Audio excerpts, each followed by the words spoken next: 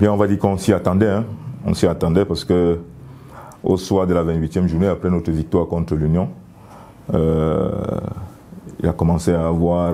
Non, on va même dire que c'est après le match contre le match Coton, Eding, Coton.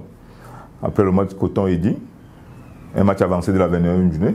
Donc nous, on s'attendait à jouer le reste de la 29e journée le week-end d'après parce que je crois que le match s'est joué un lundi.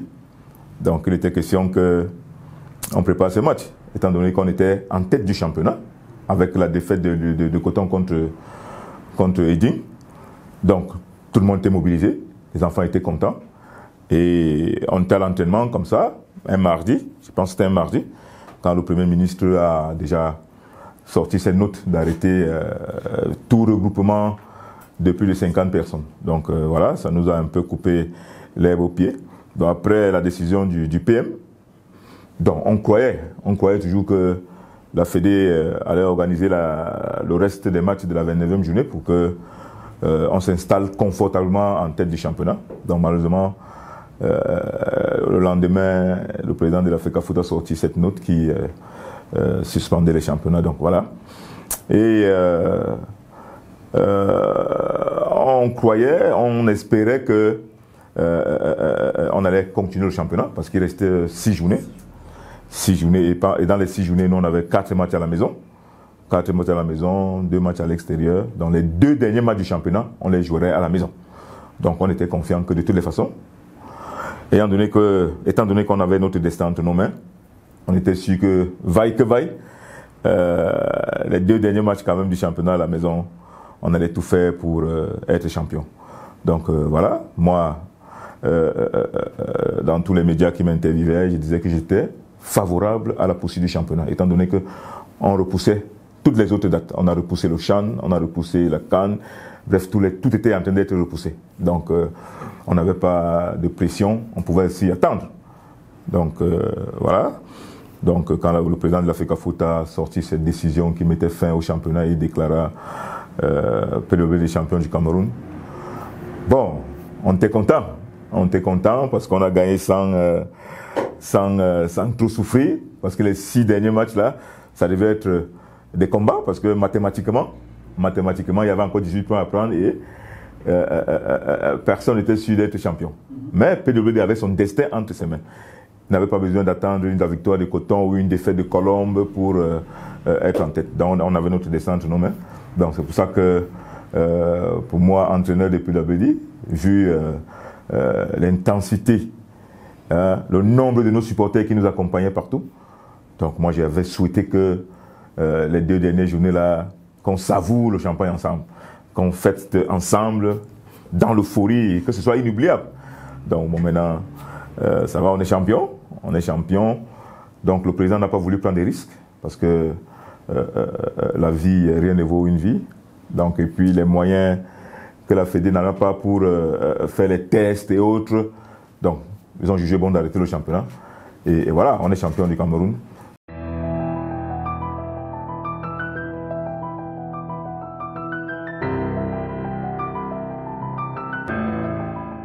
Non, pas du tout.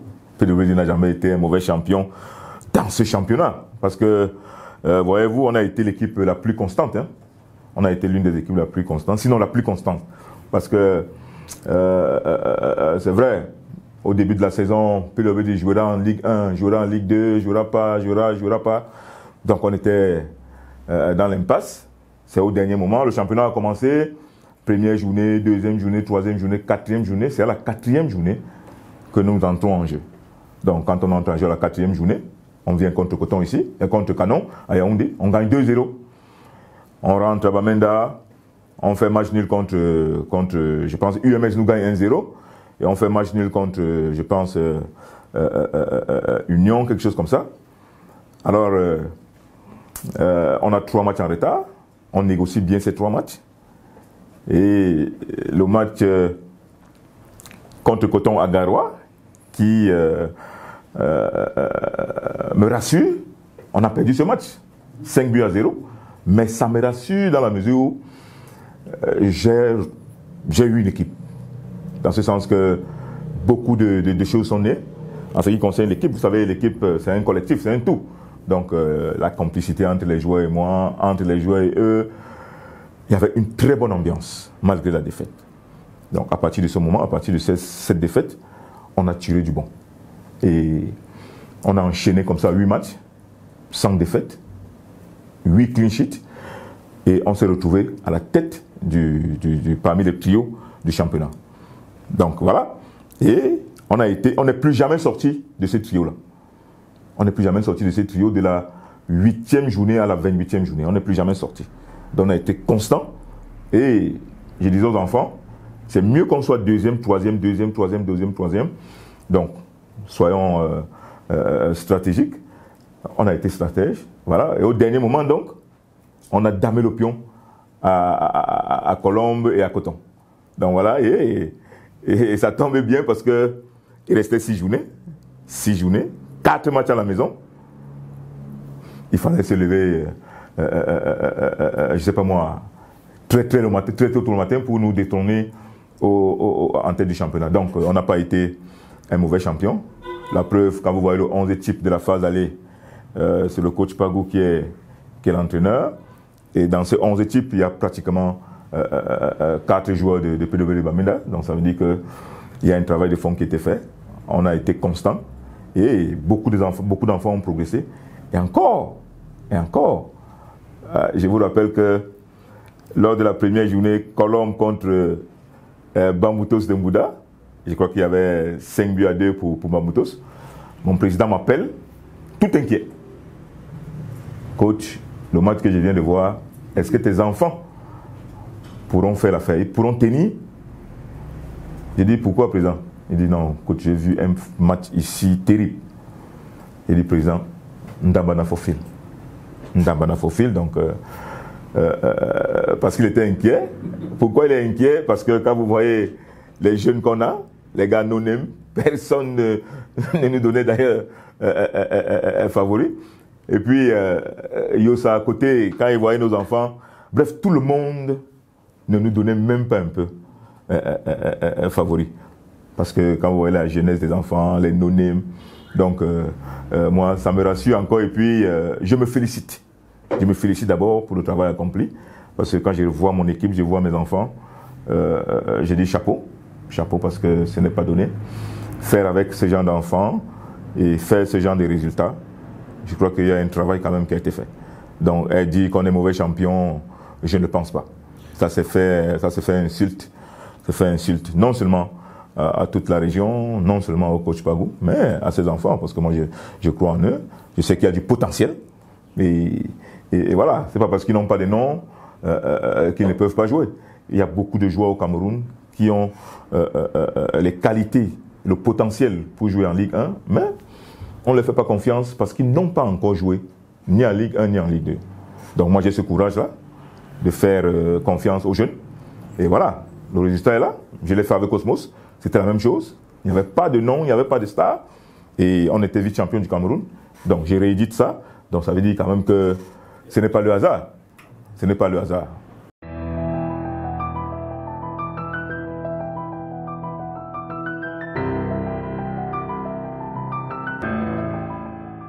Je vous avoue que ce n'est pas risqué de jouer à Bamenda.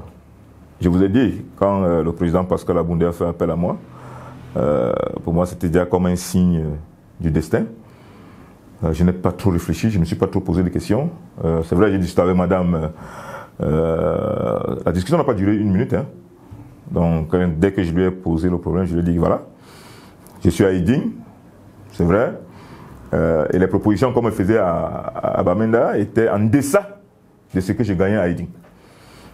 Mais ça ne m'a pas frustré.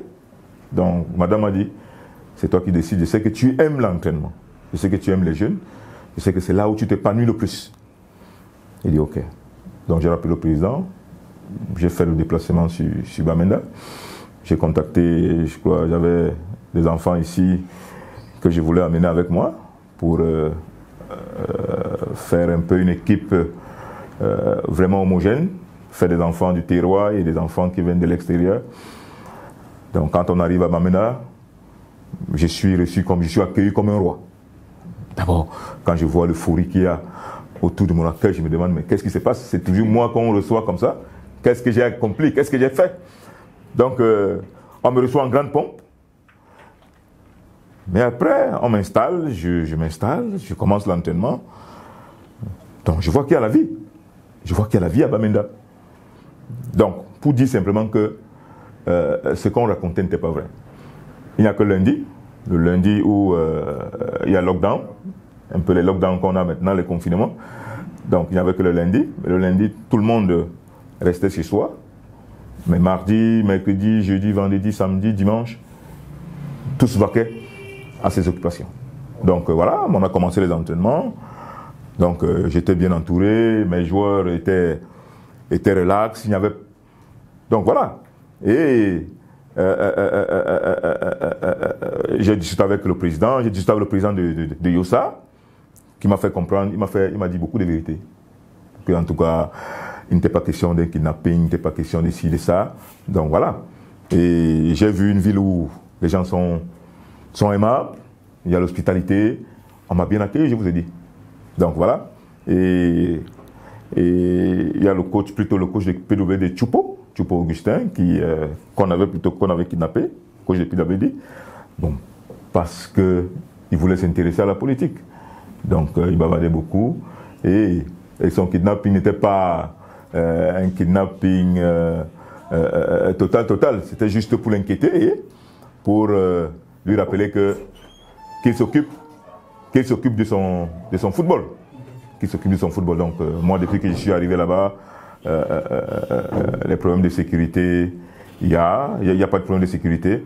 Donc, voilà, il n'est pas risqué de jouer à Bamenda.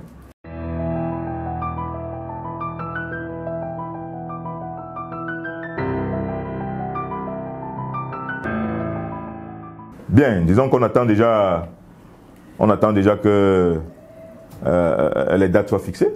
On attend que les dates soient fixées. Sinon, hier déjà avec mon président, on commençait déjà les prémices de cette nouvelle saison.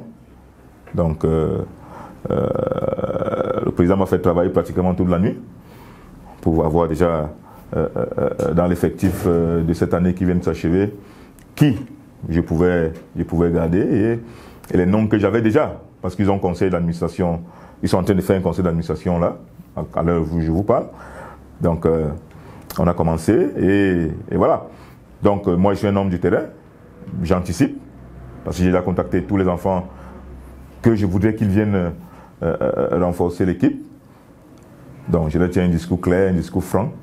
Donc, voilà. Et par rapport au groupe de Bamenda, je crois que tout est en train de bien se passer. Ils sont en train de mettre les bouchées doubles pour que la préparation se passe très bien. Donc sur ce plan, j'ai mis un point d'honneur dessus. J'ai dit qu'il faut que ça se passe très très bien. Bon, encore faudrait-il que je sois encore là, parce que j'ai signé 1 an de contrat. Le contrat est fini. Donc j'attends que les propositions soient faites.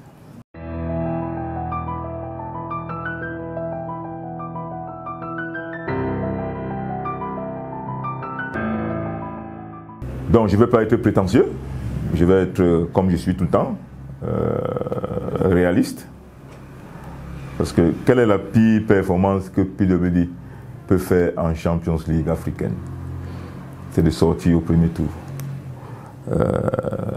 Avant PWD de Bamenda, il y a eu les Cotons qui sont sortis au premier tour. Il y a New Star, il y a Stade Rennais, il y a UMS qui sont sortis au premier tour. Donc ils sortent au premier tour parce qu'il y a beaucoup de problèmes de management. Donc quand vous prenez UMS, c'est changement d'entraîneur, début de préparation tardive, et même quand vous prenez Stade Rennais, c'est le même phénomène. Aboubakar Souleymane gagne la Coupe du Cameroun au moment de relancer, Bertin Ouellet vient. Donc c'est pour ça que très tôt, avec les dirigeants des PWD, j'ai voulu déjà mettre les points sur les i. Donc si je continue la saison prochaine, il faudrait déjà nous garantir une très bonne préparation, parce que ça va partir de là.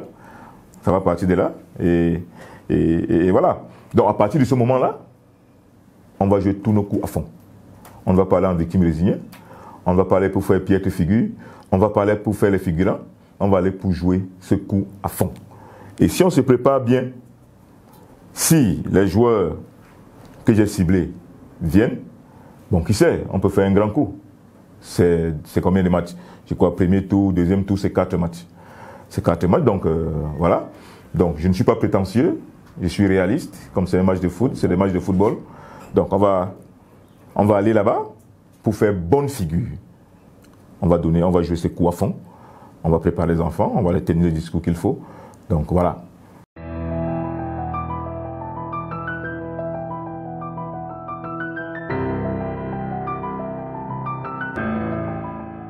Faire un tsunami serait la plus grosse erreur. C'est la plus grosse erreur parce que combien de temps aurons-nous pour le premier match? Donc ce serait risqué. Donc, et comme moi je connais un peu ce monde-là, je sais qu'il faut avoir un groupe homogène, bonne cohésion, des gars complices qui vivaient bien ensemble. Et là, une équipe est née. Donc une équipe est née, une grosse équipe est née parce que au début de la saison, j'ai vu des enfants qui eux-mêmes ne croyaient pas en eux. Et mon discours, la façon de travailler, a commencé à les mettre en confiance. Donc voilà, je ne vais pas changer mes habitudes, parce que j'aime la stabilité. Je ne vais pas changer mes habitudes. J'ai parlé de 5 ou 6 joueurs qu'on va ajouter dans l'effectif actuel.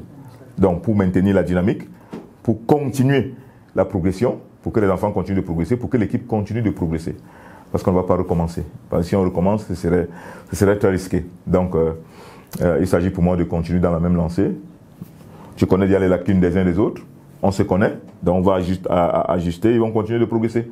Donc, voilà, on ne va pas chambouler l'équipe. On va juste ajouter 5 joueurs, maximum 6 joueurs, pour venir étoffer le groupe. C'est vrai, ils ne sont pas matures parce qu'il y a plein de matchs qu'on a perdus. On a perdu au total 7 matchs. Et je vous assure que dans les 7 matchs que nous perdions, les 7, c'est des erreurs individuelles, les erreurs d'enfants. S'ils étaient un peu matures, on n'aurait pas perdu ces 7 matchs-là. Donc voilà, ils ont fait toute la saison ensemble. On était combien? On était 27. 27, c'est un bon effectif. Donc ils se connaissent bien. Donc je crois qu'on va rester dans cette fourchette-là pour ne pas trop chambouler le groupe.